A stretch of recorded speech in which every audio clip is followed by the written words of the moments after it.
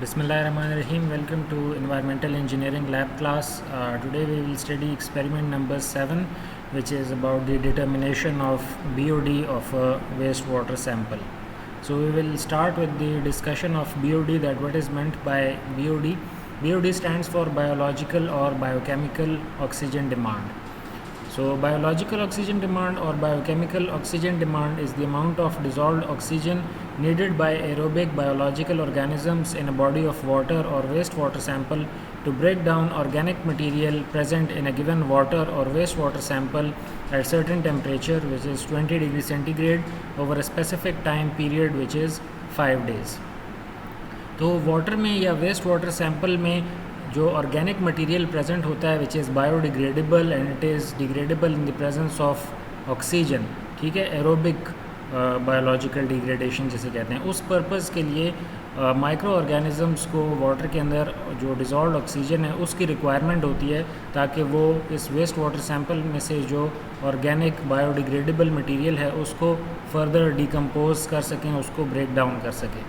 तो उस oxygen requirement को हम बायोलॉजिकल डिकम्पोजिशन के लिए जो ऑक्सीजन रिक्वायरमेंट होती है उसको हम बायोलॉजिकल ऑक्सीजन डिमांड BOD कहते हैं. और इसके लिए हम जो वेस्ट वाटर सैंपल होता है उसको 5 डेज़ के लिए हम BOD इंक्यूबेटर में रखते हैं at a temperature of 20 degree centigrade.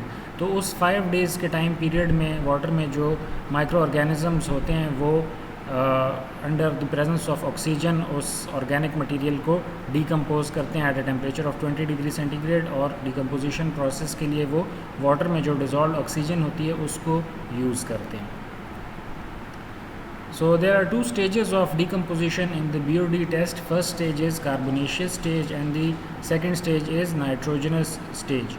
जो फर्स्ट स्टेज होती है कार्बोनेशियस स्टेज, इसमें वाटर में जो ऑर्गेनिक कार्बन प्रेजेंट होता है वो कन्वर्ट होता है इनटू कार्बन डाइऑक्साइड. और जो सेकंड स्टेज है नाइट्रोजनस स्टेज, ये यूजुअली 6 डेज़ से स्टार्ट होती है, और इसमें जो ऑर्गेनिक नाइट्रोजन या नाइट्राइट्स या अमोनिया प्रेजेंट होता है वेस्ट वाटर सैंपल में, that is converted into nitrates.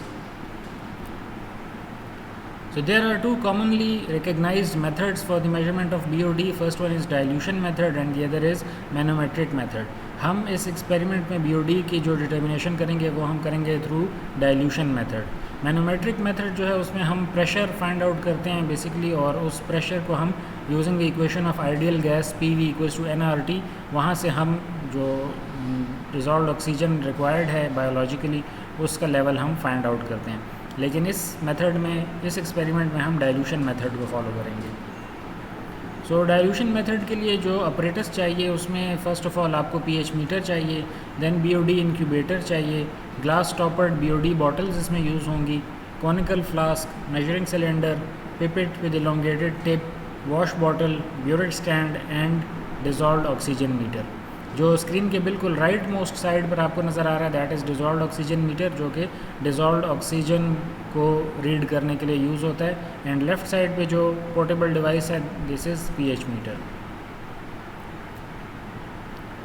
So dilution water हम इस मेथड में यूज़ करेंगे.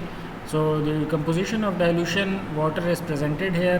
The dilution water consist of magnesium sulphate solution, calcium chloride solution, ferric chloride solution and phosphate buffer. Magnesium sulphate solution को prepare करने का तरीका ये है कि आपने 22.5 ग्राम मैग्नीशियम सल्फेट जो है उसको आपने वाटर में डिज़ोल्व करना है and then further water add करना है ताकि 1 लीटर सोल्यूशन का वॉल्यूम आपके पास आ जाए. कैल्शियम क्लोराइड सोल्यूशन को आपने ऐसे प्रिपेयर करना है कि 27.5 ग्राम्स ऑफ कैल्शियम क्लोराइड को वाटर में डिज़ोल्व करना है and then you have to dilute it to 1 litres. Ferric chloride solution के केस में 0.25 ग्राम्स ऑफ फेरिक क्लोराइड को डिज़ोल्व करना है वाटर में और फिर उसको 1 लीटर पे डाइल्यूट कर लेना है. एंड फॉस्फेट बफर जो है it consist of 8.5 grams of potassium di hydrogen phosphate, 21.75 grams of potassium hydrogen phosphate, 33.4 grams of sodium hydrogen phosphate and 1.7 grams of ammonium chloride. इन सब को हम इनकी रिक्वायर्ड क्वांटिटीज़ में लेकर वाटर में डिज़ोल्व करते हैं and then we add further water to dilute the solution to 1 litres. तो इन सारे सॉल्यूशंस को जब आप कंबाइन कर लेते हैं तो ये आपके पास डाइल्यूशन वाटर बनता है। और डाइल्यूशन वाटर को हम वेस्ट वाटर सैंपल में इसलिए ऐड करते हैं क्योंकि लास्ट लेक्चर्स में हमने ये पढ़ा था कि जितना वाटर ज़्यादा पोल्यूटेड होता है और जितना उसका टेम्परेचर ज़्यादा हाई होता है तो उसमें डिज़ोल्व्ड ऑक्सीजन की कॉन्सेंट्रेशन उतनी ही कम होती है। तो यूजुअली जो वेस्ट वाटर सैंपल्स होते हैं जिसमें हम टेस्ट करते हैं तो उनका टेम्परेचर भी ज़्यादा होता है और उनमें डिग्री ऑफ पोल्यूशन जो है वो भी ज़्यादा होती है, जिसकी वजह से उन सैंपल्स में डिज़ोल्व्ड ऑक्सीजन की जो कॉन्सेंट्रेशन है वो काफ़ी कम होती है। तो इस वजह से हम इसमें ये डाइल्यूशन वाटर को ऐड करते हैं ताकि हम वेस्ट वाटर सैंपल में डिज़ोल्व्ड ऑक्सीजन की जो कॉन्सेंट्रेशन है उसको हम बढ़ा सकें, क्योंकि जो डाइल्यूशन वाटर होता है तो उसमें इतनी इम्प्योरिटीज़ नहीं होती, जिसकी वजह से उसमें जो डिज़ोल्व्ड ऑक्सीजन का लेवल है वो ज़्यादा होता है। तो प्रोसीजर इसका एक्सपेरिमेंट किस तरह के, सबसे पहले फ़र्स्ट स्टेप में आपने सैंपल कलेक्ट करना है, उसके बाद स्टेप 2 में आपने आपका जो वेस्ट वाटर सैंपल होगा उसमें आपने डाइल्यूशन वाटर को ऐड कर देना है ताकि उसमें से जो उसका डिज़ोल्व्ड ऑक्सीजन लेवल है उसको आप बढ़ा सकें। फिर स्टेप 3 है प्री ट्रीटमेंट। प्री ट्रीटमेंट में आपने ये करना है कि आपका जो वेस्ट वाटर सैंपल है उसका पीएच आपने 7 मेंटेन रखना है। अगर उसका पीएच 7 से ज़्यादा है, मतलब कि आपका जो वाटर सैंपल है वो बेसिक है, तो फिर उसमें आपने H2SO4 सल्फ्यूरिक एसिड को ऐड करना है ताकि उसके पीएच में आप कमी लाई जा सके। लेकिन अगर आपके वेस्ट वाटर सैंपल का पीएच जो है वो 7 से कम है, एसिडिक साइड पर है, फिर आपने उसमें सोडियम हाइड्रोक्साइड सोल्यूशन को ऐड करना है ताकि आप अपने वेस्ट वाटर सैंपल के पीएच को 7 पर ला सकें, आप पीएच इंक्रीज़ कर सकें उसका। So samples with extreme pH values that is greater than 8.5 or less than 6 must be neutralized to pH 7 prior to testing, which is done by adding either H2SO4 और sodium hydroxide। तो जिस sample का pH 8.5 से ज़्यादा होगा, मतलब वो already basic होगा, उसमें आपने H2SO4 ऐड करना है ताकि उसका pH कम करके 7 तक लाया जा सके। और जिस सैंपल का pH 6 से कम होगा, मतलब वो टुवर्ड्स दी एसिडिक साइड होगा, उसमें आपने सोडियम हाइड्रोक्साइड जो कि बेस है उसको आपने ऐड करना है ताकि pH को इंक्रीज़ करके 7 तक लाया जा सके। सो इस केस के लिए आपको pH मीटर चाहिए होगा कि आपने सैंपल का pH जो है वो इनिशियली भी फाइंड आउट करना होगा और फिर आपने उसमें H2SO4 या सोडियम हाइड्रोक्साइड ऐड करके फाइनल pH भी उसका फाइंड आउट करना होगा using pH meter. And the other step of pre-treatment is the removal of chlorine. Any sample containing residual chlorine must be pre-treated to remove chlorine before the test is run, which is done by adding sodium sulfite Na2SO3 to the sample. Chlorine अगर आपके waste water sample में पहले से मौजूद हो तो उसको आपने रिमूव करना होगा by adding sodium sulphide to the sample, क्योंकि क्लोरीन जो है वो स्ट्रॉन्ग ऑक्सीडाइजिंग एजेंट है और वो आपके वाटर सैंपल में जो बायोलॉजिकल ऑर्गेनिजम्स हैं उनकी प्रोडक्शन को भी डिस्ट्रॉय कर सकती है। और इसके अलावा वो ये जो ऑर्गेनिक मटेरियल है उसको केमिकली भी ऑक्सीडाइज कर सकती है। तो आपने यहाँ पर COD फाइंड आउट नहीं करनी, बल्कि आपने जस्ट बायोलॉजिकल डिग्रेडेशन के लिए जो ऑक्सीजन की डिमांड चाहिए वो आपने फाइंड आउट करनी है। इसलिए आपने एनी केमिकल ऑक्सीडेशन को आपने ख़त्म करना होगा। तो क्लोरीन अगर आपके वेस्ट वाटर सैंपल में पहले से प्रेजेंट है, so you have to remove chlorine, क्योंकि वो आपके जो वेस्ट वाटर सैंपल में ऑर्गेनिक मटेरियल है उसको केमिकली ऑक्सीडाइज कर सकती है। तो फिर आपकी जो BOD की रीडिंग है वो आपकी एक्यूरेट नहीं आएगी। So the procedure of this test consists of determining the initial dissolved oxygen content of each set of duplicate bottles, including the dilution water blank। तो सबसे पहले आपने जो वेस्ट वाटर सैंपल है उसको आपने BOD बॉटल्स में फिल अप करके ले लेना है और उनका इनिशियल जो डिज़ोल्व्ड ऑक्सीजन लेवल है वो आपने डिज़ोल्व्ड ऑक्सीजन मीटर के ज़रिए फाइंड आउट कर लेना है। Place the remaining bottles in the incubator at 20 degree centigrade and incubate for 5 days।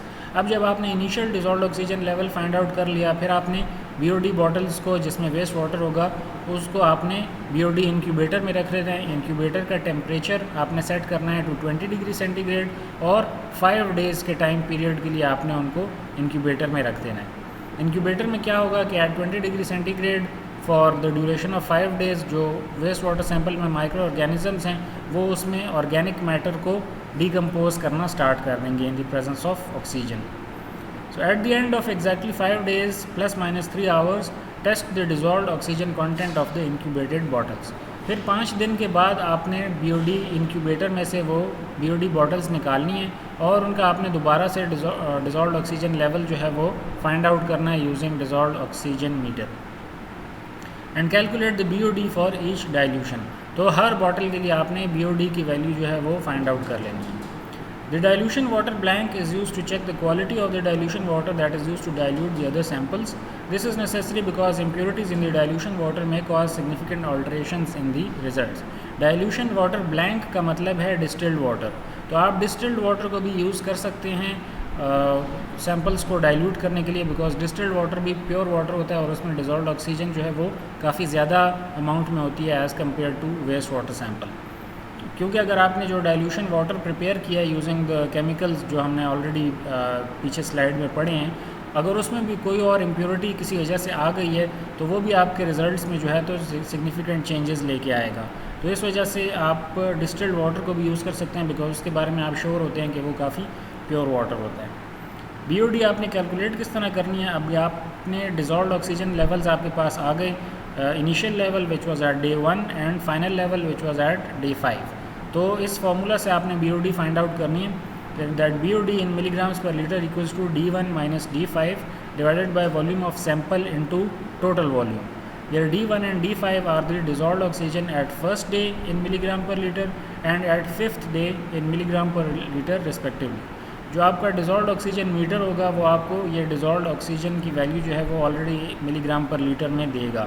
First day पे भी आपने वैल्यू लेनी है और 5 डेज़ के बाद जब आप BOD इंक्यूबेटर से अपना सैंपल निकालेंगे तब भी आपने डिज़ोल्व्ड ऑक्सीजन मीटर से डिज़ोल्व्ड ऑक्सीजन की वैल्यू लेनी है. V total is the total volume of water in BOD bottle which will be in ml. तो BOD बॉटल का जो टोटल वॉल्यूम होता है दैट इज़ 300 ml. तो यहाँ पर 300 ml BOD बॉटल में जो टोटल वॉल्यूम है उसकी वैल्यू आ जाएगी बिकॉज आपने वाटर से BOD बॉटल को पूरा फिल करना होगा. बिकॉज कोई भी ऑक्सीजन का जो अमाउंट है वो इस BOD सैंपल में बाहर से एंटर नहीं होना चाहिए और इस सैंपल से ऑक्सीजन जो है वो लीव नहीं करनी चाहिए. And V sample is the volume of water sample. उसी में से अगर आप किसी स्मॉलर वॉल्यूम ऑफ वाटर लेते हैं, 50 ml लेते हैं, 100 ml लेते हैं, तो उसकी जो वैल्यू है वो डिनोमिनेटर में V सैंपल में आ जाएगी. सो ये वाटर की कैरेक्टराइजेशन है based on the BOD levels. अगर BOD लेवल 1 से 2 तक हो तो वाटर क्वालिटी जो है water is considered very clean. अगर BOD 3 to 5 हो तो water quality is fair and it is considered moderately clean. 6 to 9 की रेंज में हो अगर BOD लेवल तो water quality is poor and the water is somewhat polluted. और अगर BOD का लेवल 10 या 10 से अबव हो तो the water quality is very poor and the water is considered as very polluted. जितना वेस्ट वाटर ज़्यादा पोल्यूटेड होगा ये बात आपने याद रखनी है कि उसमें BOD की वैल्यू आपके पास उतनी ही ज़्यादा आएगी, जबकि डिज़ोल्व्ड ऑक्सीजन की वैल्यू DO की वैल्यू आपके पास उतनी ही कम आएगी. सो BOD of water of different sources, ये डिफरेंट सोर्सेज का वाटर है और उसके BOD की नॉर्मल वैल्यूज़ हैं.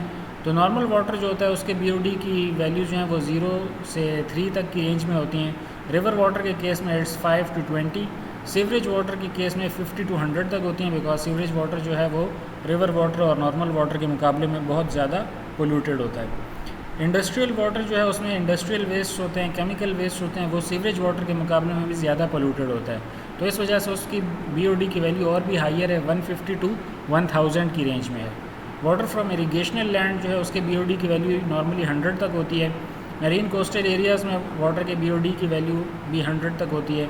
इनलैंड सरफेस वाटर के केस में BOD की वैल्यू नॉर्मली 30 होती है और पब्लिक सीवर्स में जो वेस्ट वाटर होता है उसके BOD की वैल्यू नॉर्मली 300 तक होती है. सो ये नेशनल एनवायरमेंटल क्वालिटी स्टैंडर्ड्स हैं पाकिस्तान के लिहाज से. तो BOD की आपको डिफरेंट वैल्यूज़ दी हुई हैं based on the treatment of the effluent.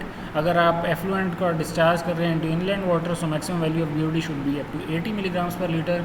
अगर सीवेज ट्रीटमेंट प्लांट में आप उसको लेके जा रहे हैं so its maximum value of BOD should be up to 250 milligrams पर लीटर.